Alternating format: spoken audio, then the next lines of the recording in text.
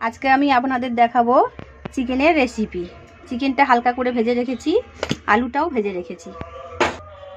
এর জন্য মশলা নিয়েছি রসুন, আদা, লঙ্কার গুঁড়ো, নুন, হলুদ, চিনি, তেজপাতা।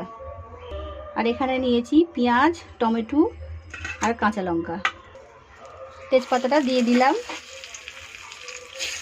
রসুনটা দিয়ে দেবো।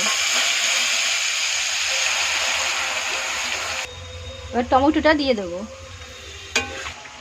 টমেটো রসুনটা ভাজা হয়ে গেছে, আর পেঁয়াজটা দিয়ে দেবো।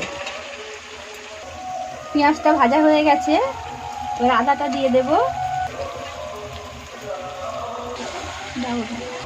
এবার আমি মশলাগুলো দিয়ে দেবো। হলুদ, নুন। মশলা কষানো হয়ে গেছে, এবার মাংসগুলো দিয়ে দেবো। মাংসটা ভালো করে কষিয়ে নেব। চিকেনটা কষা হয়ে গেছে, এবার আলুগুলো দিয়ে দেবো। কষা হয়ে গেছে, এবার আমি জল দিয়ে দেবো। হয়ে গেছে, গরম মশলা দিয়ে দেব।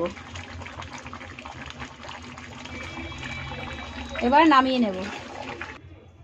চিকেন কষাটা হয়ে গেছে। আপনাদের ভালো লাগলে লাইক, শেয়ার, সাবস্ক্রাইব করে দেবেন।